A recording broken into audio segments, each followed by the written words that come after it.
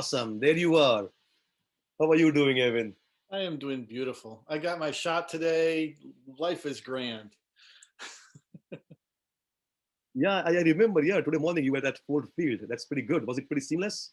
Yeah, it was actually really, really well run. Door to door, it took me maybe 25 minutes total, and that's with 15 minutes of sitting there too. Wow, And when I walked up, I probably had 40 people in front of me, so that tells you how quickly they're processing them through there. that's pretty amazing. I thought this was not the drive-through where you just put your arm out. No. I heard they are doing that one too, right? Somewhere. Yeah. They have to, when they give you the shot, that you have to sit there and they observe you for 15 minutes to make sure you're not going to have some kind of reaction or something. So Makes sense. Makes sense. you got to Then be. I'm glad everything went on well and you were right over here. I Yep. hope even the background is not a virtual image. It's your Nope. real. Those are real. That's the real deal. Yep. Yeah, because that's pretty interesting. Uh, so we will get started pretty soon. But I have to ask you, means I can what I know you do some amazing food and you are almost a chef. What stops you from not being a full-time chef? Um, well, because it's a hobby mostly, like I'm pretty good at drawing too, but I've turned that into my profession. So, I got to have something that's just for me. So I think I think one day you have to start your own restaurant. I don't know. I've been seeing too many movies about the chef and all those things here and there. And every time I see, I think for the audience, I also enjoy cooking and grilling basically. But this guy over here, Evan, takes the cake. He really is really really deep into understanding the subtleties of food and what food is and the textures and the flavors as such. So one day you need to start your own restaurant.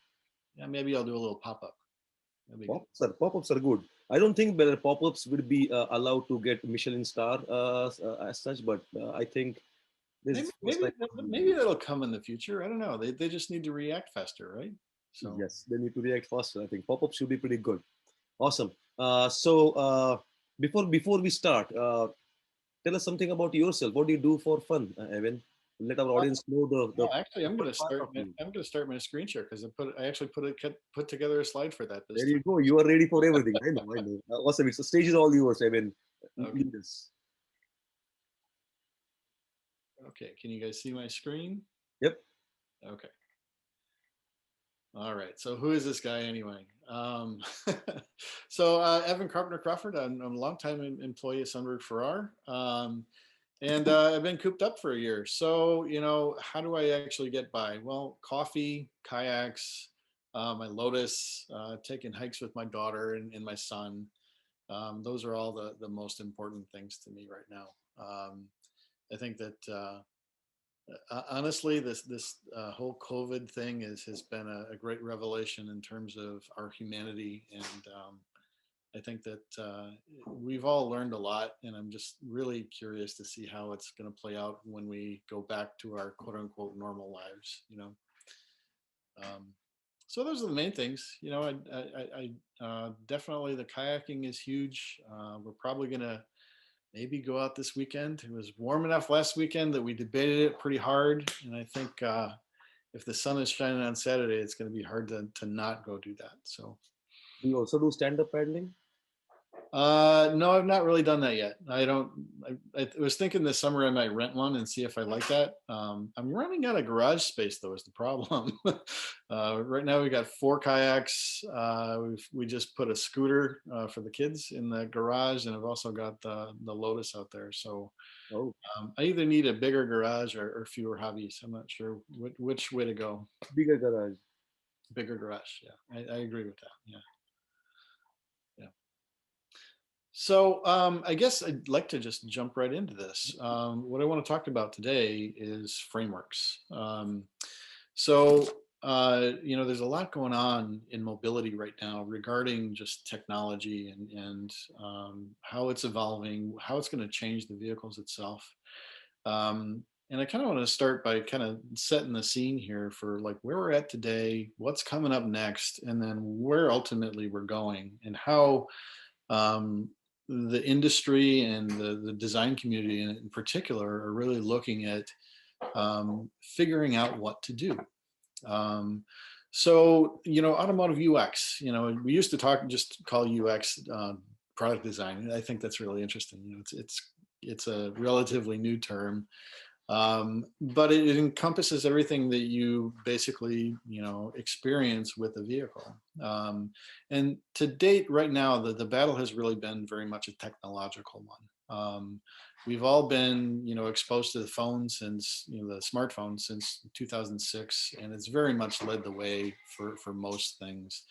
And the automotive industry has been largely playing catch up to that, So the battle has been, to get, enough technology into the vehicle to make these things really evocative and nicely integrated and well designed. So a lot of what you're seeing right now is based around things like screens, things like domain controllers, which are basically a scheme that allows the OEMs to kind of consolidate the number of processors in the vehicle into a single processor, but then also make sure that it's stable so that your driver-centric information doesn't crash at any point when you're driving the vehicle.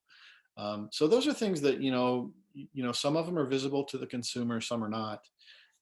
There are things that are on the near horizon, which will be a little bit more visible to the user.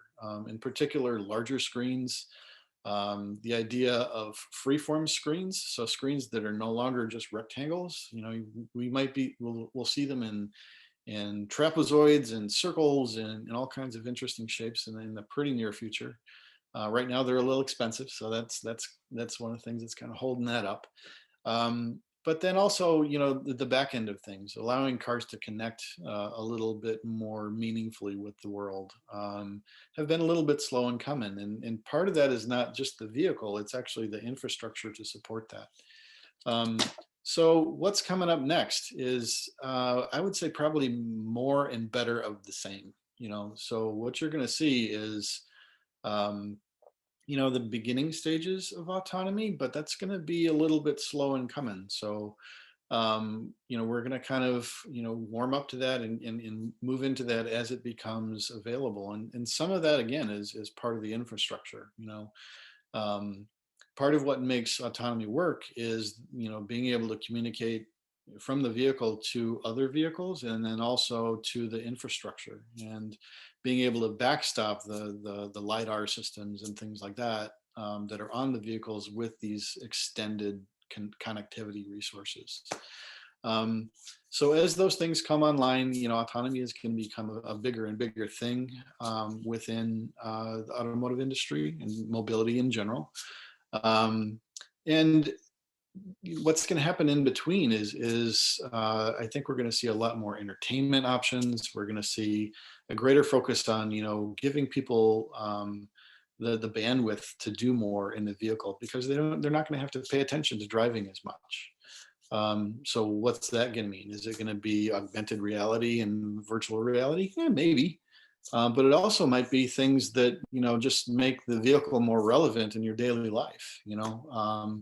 Being able to use the data on your phone a little more effectively and make it more relevant to your actual day-to-day life is probably one of the things that we'll experience in a little bit more personal fashion. And I think that's actually where the heart of a lot of this needs to go, because ultimately all of this is about what is the connection that you have to your vehicle and what value do you find in it. And if it just amounts to a bigger screen and being able to watch Netflix, that's not very personal, So I think that that's kind of the bigger goal there. Ultimately, where is this all going to end up? Obviously, we're going to wind up in full autonomy, which then we kind of have to really look at the baseline experiences of what happens in the vehicle, and think about what else it could be. I think that time is certainly a big part of that. The amount of time that you actually spend on your daily commute is going to very much, govern, the experiences that we adopt in that space and in that amount of time. But then also for road trips and things like that, we're going to be looking at, full electrification of the car. And energy density and the ability to recharge a vehicle determines a lot of what a quote unquote fuel stop will be. So those also affect what you do in a vehicle and how long you're stuck doing those things. So um, I think perhaps the bigger thing though is things that are happening else in the world that will come into the car, and specifically, I think it's things like global implementation of augmented reality and more seamless and quote unquote borderless connectivity. The kind of bubbles that exist between the technology pieces that we interact with right now. I think Ben said it just a few minutes ago in his presentation that the space to watch is the intersection between those things, and he was talking about it in physical technology, but I'm actually thinking about it more in terms of software and the online experiences that we have, and how those intersect the vehicle and bump up against each other in that context. So I think those are the things to watch out for long term in the automotive industry. So how do we get there? This is a question that everybody's trying to answer right now. And so far, I think it's actually very fair to say that nobody has the complete answer right now. Every company has some technological bit to bring to it. And as I mentioned, that's been up to now the major stumbling block of all this. Without the technology, you can't make these other things possible. So we're trying to get to the point where those things are actually in place and we can actually take advantage of them. Not everybody knows exactly how it's all going to go together. I think there's a lot of competing opinions about how these things are going to fit together. And we don't know who the winners are going to be yet. So the good news is, though, we're all doing it together and we're all learning together. And whether we're part of a cohort that's collaborating on this or we're competitors, we're going to learn from each other in both situations. So the good news is, together we're all going to figure this out. And I have tremendous faith in the mobility industry. The amount of talent in the industry is just phenomenal. So we've got big brains that are thinking about it in a strategic sense, and big brains that are thinking about it in the fine detail too. So I think the combination of those things is what's going to ultimately get us there. The upshot of that, though, is that right now it can feel a little bit overwhelming. You can actually feel, if you're an innovator working in this space right now, you are in the middle of a maelstrom. There's all kinds of things going on from a technology standpoint and this in a socioeconomic standpoint, and COVID, for God's sake, that can make all of this just feel really overwhelming. And if you're trying to make sense of what to do next and how to get there, the thing that you have to do is be utilizing these other people around you that are in the same kind of boat and trying to figure out the same kind of things. So even in that context, though, you have to be able to talk to each other and bring these ideas together, and that's where the idea of frameworks comes in. I'm going to quote Alan Cooper here. He's actually one of I think one of the leading philosophical lights in the world of software. And he defines a framework as three basic bullet points. One is that it provides a concrete vision of what a product or service is, how it works, and how it looks. It also allows you to quickly establish the value of those things and inform your stakeholders of those values so that they can make a qualified decision about those things in a very short amount of time. It also is there to ensure that the design is envisioned will accommodate all known plans for the future, even if it is modified in the short term. So that's actually a really important point, because a lot of these technologies that we're bringing in right now, they are a stepping stone. They're the first part of what we can do. And as they develop and evolve, we get to do more, and we get to figure out what the flexibility is within those technologies. And learning how to take advantage of that is ultimately where the greatest value comes from. At first you have to put the stepping stone in place, and then you can kind of build from there and create greater diversity, and more value for the consumer as you go forward. Um, so developing frameworks, what are you actually trying to do? There's again, this is a strategic tool. So what you're trying to do is essentially consider the whole system at once. You don't want to jump into what does the power button look like or what does the shifter look like when you're trying to figure out, the totality of autonomy. So considering the total system all at once is actually really important. It demands that you have a multidisciplinary team while you're doing it. You have to learn by sketching and failing. A lot of what building frameworks is about testing out ideas. It's about not just coming up with an idea, but trying to envision enough of it that you can actually make a qualified decision about the value and the veracity of that idea. Focus on structure, not details. This is one of the things I teach down at the College for Creative Studies, and I teach my students this all the time when they start doing wireframes. Because in order to understand where you're going with an experience, you have to put in place the things that really are what I call corner cases of that experience, and get those right first. The A to B can come later, and some of that is just architectural. It's going to have its own form. It's going to be determined by the things that you have to do to literally get from A to B, but what you do with A and what you do with B is the thing that actually defines the experience. So focusing on that structure is actually the most important thing that you can do. And then the last thing is to design for the long term. One of the things that's absolutely true about user experience is it is composed of moments, but it is in its totality, it is a thing that unfolds over months and weeks and years. And that's the thing that you really have to keep an eye on in order to have a very rich experience when you're done with creating the framework. We'll talk about the tools here in a little bit.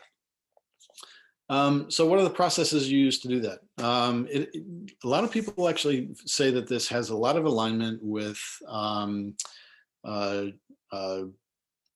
strategy like our Genesis process, where we're actually doing design thinking to create new product opportunities.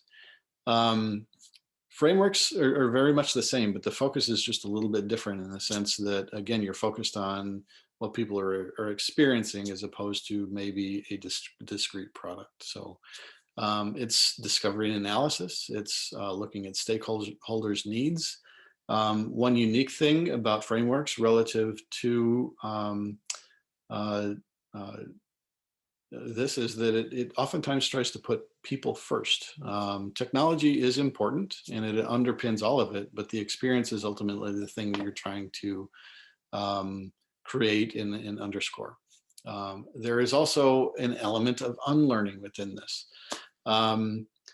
One of the biggest stumbling blocks in any kind of strategic design initiative is recognizing the limitations that you put on yourself, whether they are inherited from what happened before or what you think a technology can do for you versus what it can actually do.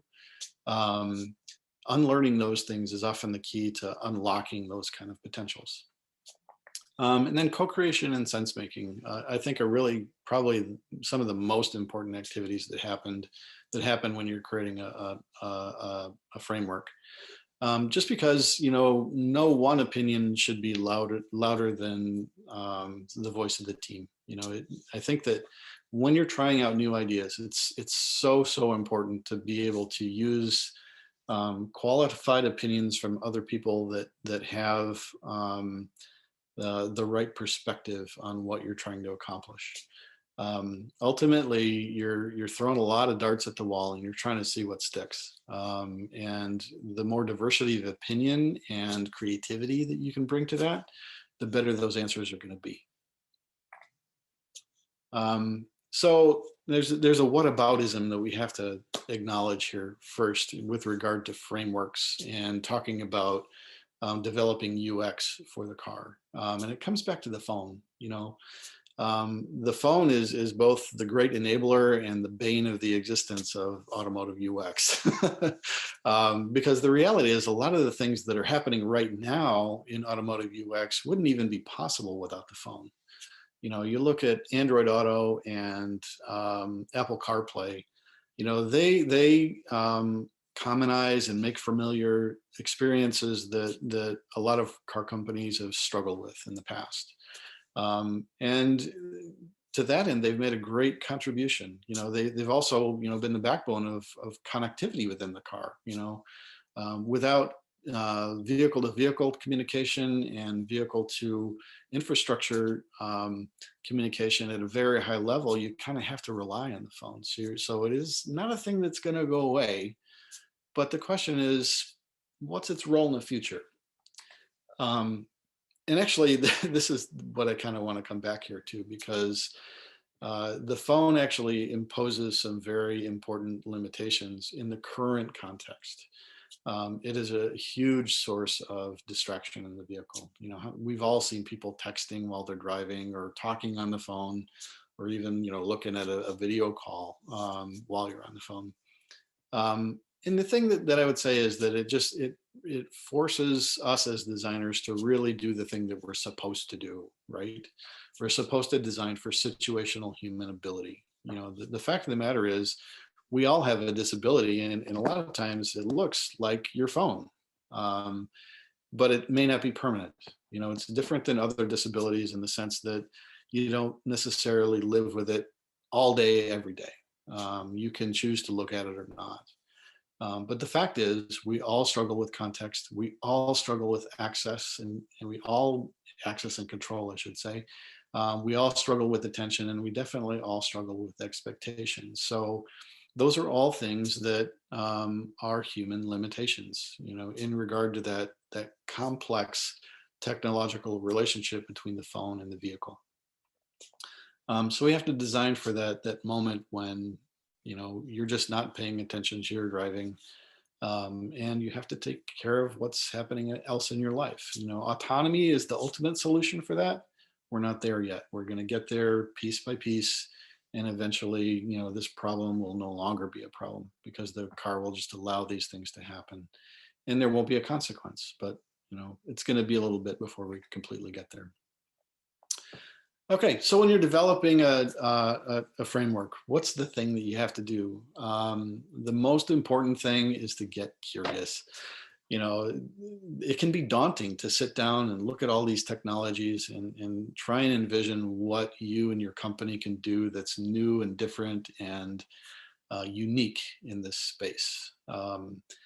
And if you try and take it all in at once, you're probably just going to wind up frustrated and a little bit scared. You know, but the thing to do is take the things that you're interested in and follow them through and see what they could actually become, and make create that curiosity part of a process. You know, you have to discover, you have to create around those discoveries, assess those innovations, and then, you know, see if you can make them real or not. And you do that over and over and over again. That's basically the creative process, whether it's design thinking or creating frameworks. It's very much the same kind of thing. So now let's talk about curiosity a little bit, because one of the things that I've come to really value over, you know, 30 years now of being a designer is that we need all kinds of creativity to make this work. You know, there are folks out there that, you know, they're entrepreneurs and they have, you know, a business mindset, curiosity. You know, they're curious about what they can do with the company to bring value to people, and how they can make that unique and make things that people never had before. There are also people that are very focused on technical curiosity. They're just really great at what they do, and they want to be at the forefront of that, and they want to drive it forward and make it better, and figure out new things that technology can do and how to repackage them. That's also super important. But then there's other forms of curiosity which are maybe a little more generic. You know, it may just be a stretching curiosity. A lot of people, they have a curiosity that's based on just wanting new knowledge and new experiences. I actually fall into this category. You know, I think it's why I've been a consultant for as long as I have, because I really crave that kind of hit of dealing with a new project, on a pretty regular basis, because I know that it's going to bring a new dimension of for me to be curious about, and something new for me to think about, to factor into everything else I've dealt with. So that's kind of where I'm at. There's also this idea of an embracing curiosity, which is, I think it falls more on business leaders for this one. So it's about a willingness to accept unpredictability and the complexity of taking on a new enterprise. They want to figure out how to do it and how to manage it, and they're curious about how that's going to work. And they have a big voice in how new user experiences actually come to market. So that curiosity is also very important. Um, there's also just a feeling of interest, wanting to know for its own sake. So this is less about, like the technical curiosity where it's very focused. And this is kind of more just about like a general curiosity about, a variety of topics, and being able to kind of flow from one area of interest to another. And then the last one is a feeling of deprivation, which is a kind of curiosity that's based on the frustration that comes from not knowing something. It's like when you get just a little hint of something and you can see some really interesting development that's just right around the corner and you can't quite get there. So it's just, that frustration, I think it motivates a lot of people. And I think for designers, it's where our sense of dissatisfaction comes from a lot of times, where we can see what things could be and we really want to get there. And the frustration is like finding that path to get there. So all of these are absolutely, valuable and needed to really create good frameworks for new user experience. So all that said, we have to say right off the bat that, people are complicated. And when you're creating a framework, one of the things that's hardest and most important to understand is the needs of your stakeholders, and the things that they are ultimately going to need to get out of this user experience. Now, the thing to realize, though, is that on any project or any kind of initiative within a company, your stakeholders are going to be very varied. There's a tendency to want to think about consumers as your ultimate stakeholder, but the reality is none of this happens in a vacuum. The opinion of the CEO of the company a lot of times can have as much of an effect on the direction that you take as the very best feedback from a consumer. How the product is marketed, how it's actually put together from a technical standpoint, who the influencers are that are talking to the world to get your attention to focus on these things. They all have a voice in shaping a user experience. And as designers and product developers and business leaders, a really robust understanding of the totality of all of these different voices is really essential. You kind of can't, really innovate without that.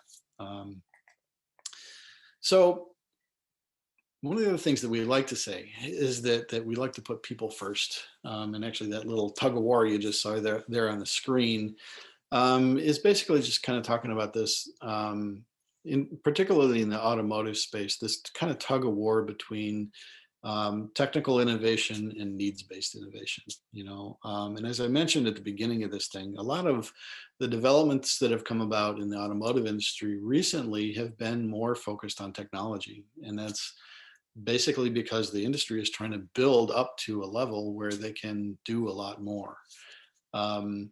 I think that's going to change in the future, and I'm hopeful and actually really optimistic that that's going to be a really good thing for the end consumer, because ultimately what you have to do with all of this technology and all of this development is create something that people connect with and actually really, really fundamentally care about and enjoy. These products that you see on the screen here are all things that Sundberg-Ferar have contributed to, and the smiles that these people have on their faces are, so much more valuable, I think, than all the late nights and the long hours that we put into making sure that, that the success of those things actually happened. But they wouldn't happen if we weren't focused on the needs of the user and actually making sure that they can get the value out of it that they want. If we come to it from a purely technological point of view, we can do a lot of things and we can continually evolve and make that technology better. But ultimately, the thing that you want to do is put the smile on these people's faces and make sure that they have that connection that makes the product mean something to them. So how you go out doing that? You obviously have to go out and talk to people. We love to do as much one-on-one with people as we can. I think if you can get people to voice their opinions and bounce them off of another, you get a different kind of conversation about what you're talking about. And I think if you can put the experience in their hands with a prototype or even just a walkthrough on paper, if you can get feedback that's based on something more real than trying to get them to extrapolate what they know right now to something that they don't know, you're going to learn something more and it's going to be better. But also you have to keep your eye on the big picture. One of the things that we do pretty robustly is that we keep an eye on trends, and we look at how not just what's happening in society as a trend, but also how the different cohorts of users and consumers are actually interacting with those trends. I think one of the most fun studies that I've had the opportunity to do in the last few years was actually to take a look at the consumers in the marketplace right now and actually do a timeline where we went back to the day that they were born, and for every year in between, we basically charted the things that were happening in society that might be influencing those people. So how that comes into play is when you're looking at somebody like a baby boomer and you're looking at a new technology, the context of that person actually goes back to the technology that they knew when they were a child. So they've come through record players and CDs and tape players and Blu-ray and now streaming and whatever comes after that. And the thing that is really interesting is what is common among those experiences. What do they find valuable in those experiences? And how they're going to maybe morph their appreciation of those for a new technology. And this is true for every generation that's out there. My generation, Gen X, has a different, technological perspective over the course of our lives than Gen Z and Gen Y. So as practitioners, we kind of have to have a perspective on this. And to a large extent, it's about how to lead people. Understanding where they've been is essential to learning where you can take them in the future. Because I think that's what design is about. It's not just about satisfying an immediate need, but it's also about showing people what could be next and how you can lead them from point A to point B. Which is oftentimes about connections. One of the things that's really great about being a consultant is that you get to work in so many different industries. I often say that the things I've learned in the medical industry have actually helped the things that I do in the automotive industry to a tremendous extent, and that's kind of true of all of the different areas that we work in. But I think it's also true within the automotive industry too. Whenever we put together, a team focused on innovation, on UX, in the automotive industry, we always really want to see a diversity in the team. We want to see not just the software guys, but we want to see the marketing people, and we want to see the business leaders, and we want to see even the people that are working directly with the consumer experience, talking to dealers and talking to the people that service the cars. Those are all part of the user experience. So it's not just making a piece of software. It's about, building that entire experience, and the software may be part of it, but it's the total story of the vehicle. It all has to work together. It has to feel right, and consistent, and it's definitely a big part of the brand. And ultimately, if you look at all of those things and you break them down, it's based on the people that actually contribute to those things. So that diversity of opinion is hugely important. And again, the intersection and how those things rub up against each other is where most of the innovation actually comes from. Now, to give you an example of sense making, I want to show you this example from the medical industry. So I apologize. We're talking about mobility today, but I'm going to show you some medical stuff. So this is an example of a process map for a lithotripsy clinic, if I can get that word out. I always get tripped up on it a little bit. Lithotripsy is a surgical procedure that uses ultrasound to break up kidney stones. So I'm just showing you this because I need to show you this in order to get to show you this part. So essentially what this map is an overview of how a lithotripsy clinic works. So when you're talking about user experience, the temptation is always to go right to the user. And in this map, the user is actually the bottom line on this map. They are the central figure, being the patient. They actually, their experience is actually the thing that is the most important. But all the other stakeholders, like the urologist, the anesthesiologist, the nursing staff, the technicians, all the way up to, this was actually a mobile service, and they have guys that deliver these devices to different hospitals in New York City, by the way. Those all have an effect that combined adds up to what the patient actually experiences. So the thing that's important to understand here is how all of those things fit together. So essentially what we did is we looked at, the patient's path through this, like the diagnosis, the treatment, and the recovery. But then we plotted all these other folks' interaction with that path, on that path, but then also between the different groups. So this is the kind of thing, here we're talking about, the roles of people's jobs and what they do, but a car is really no different. You have to think about how different systems contribute to the user experience, how the conditions and limitations of those systems actually shape what can and can't be done in the vehicle. So this is a great tool for those kinds of things, and I will tell you they're pretty hard to put together sometimes, because different systems can be very, very complex sometimes, and understanding how all of the parts go together. If it was easy, everybody would do it, but if you can understand this and have a perspective on it that is constructive, then you've got a shot at finding the areas that can be improved that basically trickle down, to the ultimate user experience and actually make it better. So the thing that you have to understand in that is also there's going to be things that you do know and things that you don't know. And the thing that is always the reality is the part that you do know is dwarfed by the things that, you could bring to bear on it. And this isn't to say that, I'm not trying to belittle anybody's knowledge here, but, the world is a vast and interconnected place.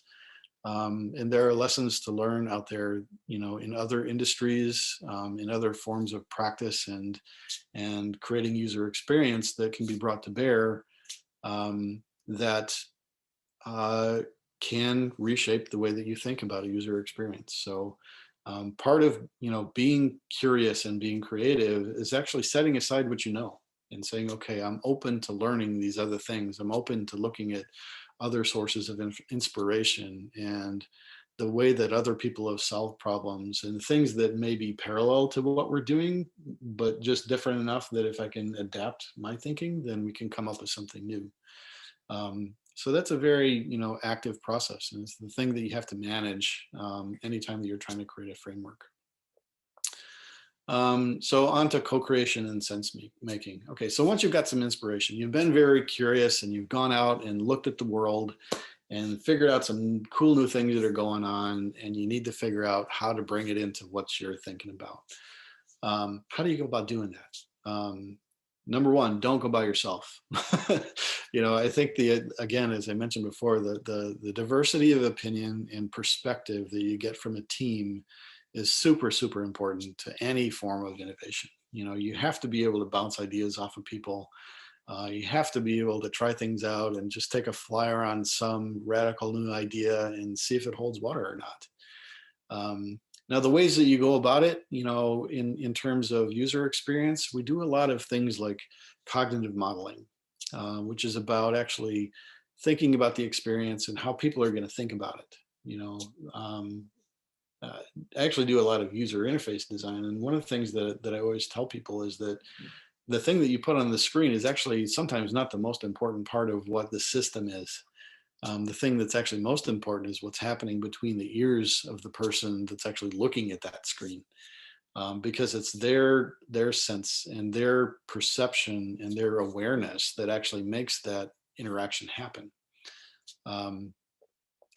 So thinking about how somebody's going to think about something is oftentimes one of the most important things that you can do.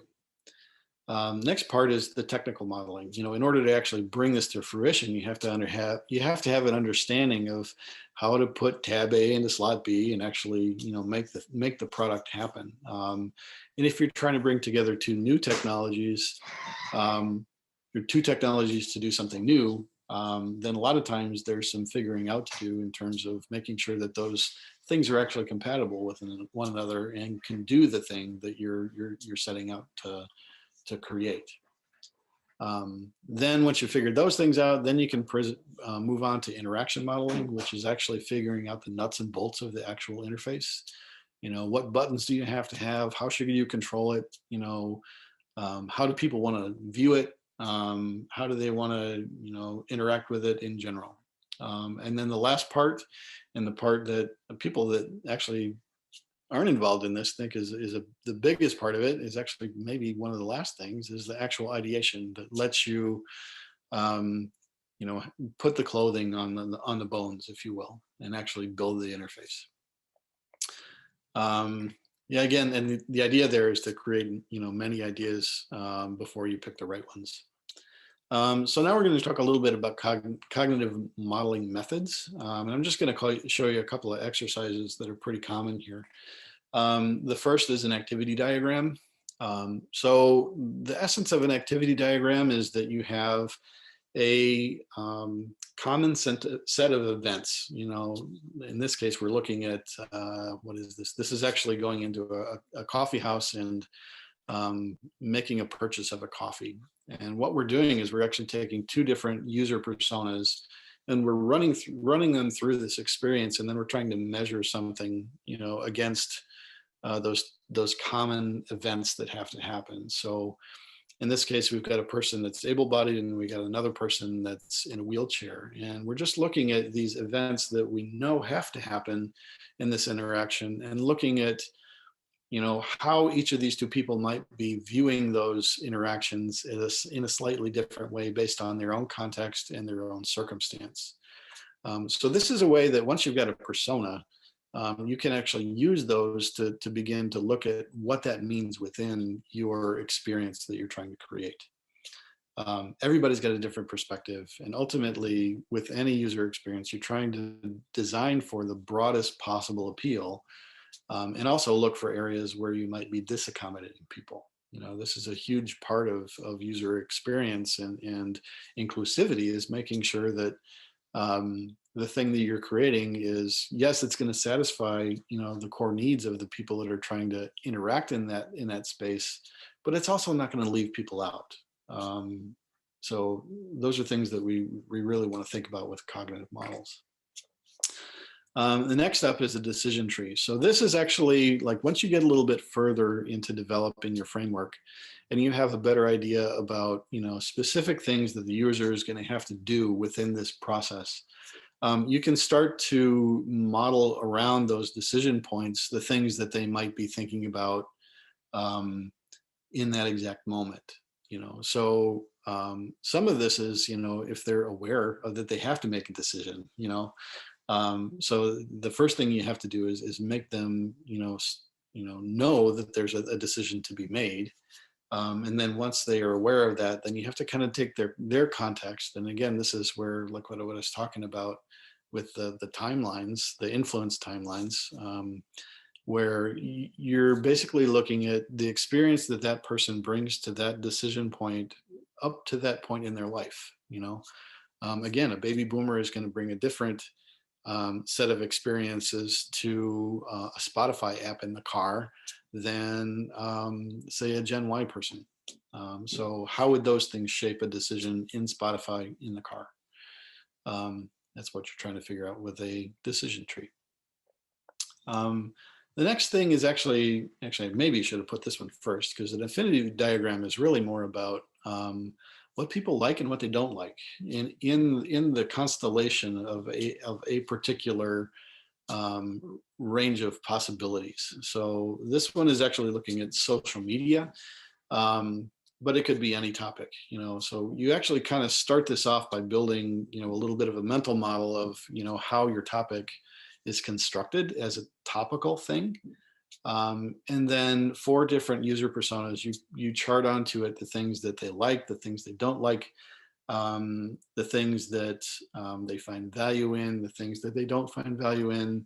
And then you overlay those on top of each other and look for commonalities. So it's a way to construct a cohort of who you think your users are going to be, and the things that are going to be important to them. So if I see, a 20-something that has a lot of overlap with a baby boomer on certain topics, then I know that, that's a particular topic that I can bring into my framework that will have traction at least with those 2 parts of the cohort. So it's a way to do high-level analysis of a topic and how to figure out what areas to focus on. Now, another part of co-creation is the sense making from a technical standpoint, because again, a lot of times what you're doing in UI and UX is bringing new technologies together. So it's easy for a designer to sit there and say, hey, we can, put tab A into slot B and we can get this thing to do a new thing, right? But until the technical guys weigh in and say, yeah, you can actually do that, then it's not really real. So this kind of modeling is really, it's kind of graphic, in the sense that you're just trying to outline what are the chunks of technology that you're trying to bring together. How do they actually relate to one another? And is it possible to actually do the kind of connections with those things that people want to be able to do? And if it's not, that's not the end of the world. Part of the reason you do a model like this is to figure out where the gaps are. If there's 2 technologies that look like they should be able to do something, but there's, just a slight mismatch. If you can have that technical discussion in the framework stage, then you've got the chance to actually develop that in time, to actually make that new feature or experience happen with the kind of technical grounding that will actually make sure that it works well. So another part of sense making and co-creation is trying to envision the actual interaction itself. So this kind of gets confused a little bit with wireframing. That's not really what this is. This is really more about the corner cases. Again, the way that I define a corner case is kind of the essential experiences that exist within a user experience. So, if you think about a car, getting in and starting the engine is one corner case. Currently, if it's electric, that might be a little different in the future. Turning on the radio and accelerating are also, other examples of corner cases in the car. So the things that we would be doing in this stage are actually trying to plan out, what are the actual steps? What are the things that people are going to experience at those key moments within the interaction?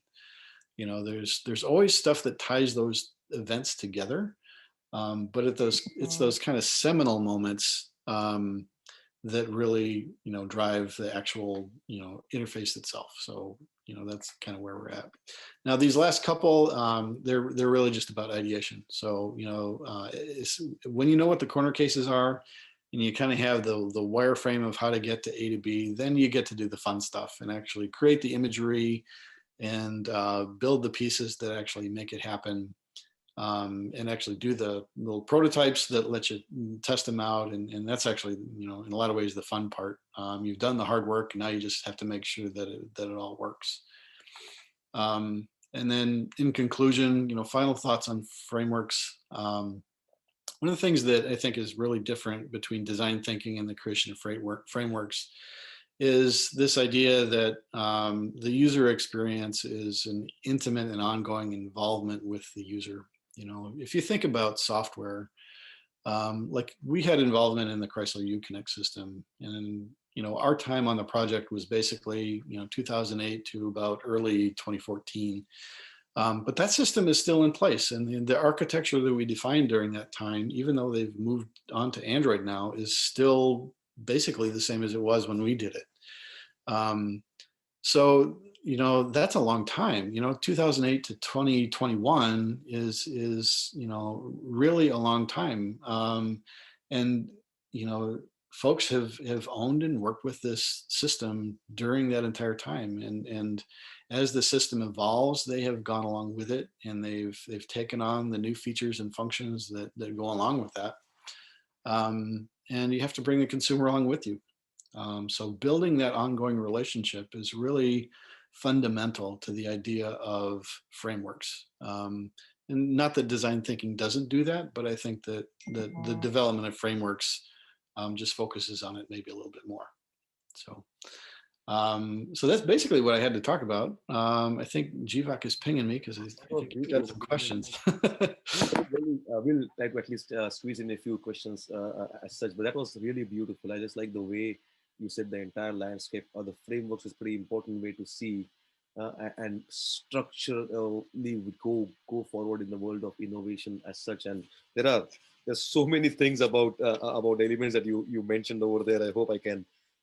I know I cannot go everywhere, but like unlearning is unlocking, and that's pretty an interesting element. It's not just unlearn, but it literally makes your mental mindset to unlock yourself into going into other elements and worlds as such. But as a consultant, when we say unlearn, how do you tell that to a client? Because sometimes the clients, let's say if it's a, I can't say that word now, the lithoscopy machine, right? It's a completely pure element that somebody over there, the technician over there, the scientist over there knows an awfully lot about it. Is still unlearning a little bit different for that perspective or for that stakeholder? I don't think you tell them. I think you invite them. I think that's the thing. Nobody wants to be confronted with the things that they don't know. So the better way to go about it is to say, these things that we know, they're all great. But there are other things out there that we can think about. Let's think about those. So an invitation is always more welcome than a criticism. So That's a good way to look at it. Also, just I know the next speaker is already over here, but one or two smaller questions. Of the technologies emerging in the entire mobile UX, what do you think is going to be most impactful in the next few years? I know it's a broad question, but yeah. Well, and honestly, I mean, you can't ignore autonomy. It's going to fundamentally change the baseline of what happens in mobility. But to me, that's actually a foundational technology. And the thing from a user experience that's going to be most important, I think, is actually some shifts in the software world. Like right now, basically software and hardware that kind of live in bubbles. They bump up against each other. And like if you just think about social media right now in the way that, and well, let's just take two things: social media and streaming. Let's take those two things, bring those into the vehicle. They exist as basically homogeneous, non-interacting things in a lot of ways. But I think that what could be really interesting in the future is the softening of those bubbles and allowing overlaps to happen so that people can take in their social media together. You're in a space where you're basically in a very intimate environment. There's a real call to maybe break down some of those barriers and share your music collections together and share your YouTube feeds together and all those kind of things. But even more broadly, though, I think that there's whenever you think about software, there's the things that people see, the front end of it, and there's also this kind of back end economy that happens behind all of this stuff, where companies are buying data about you, for the purposes of learning how to market to you. But there's a greater opportunity within that because they also have this information about you that can actually inform one another's service. So there might be ways to cross pollinate these things that we haven't thought about before. But it kind of comes down to the commercial relationships that happen on the backside that will maybe allow some of those new innovations to open up and actually happen. And I think that the car moving to an autonomous space might be one of the levers that allows that to happen. Awesome, awesome. And again, Evan, thank you again for that beautiful painting of the narrative. And there's still so many questions about. I would like to have time more to ask about the situational human abilities, and that itself is a completely amazing construct about the context, the attention, the access, and the expectation. So maybe some other time we can try to unravel those elements too.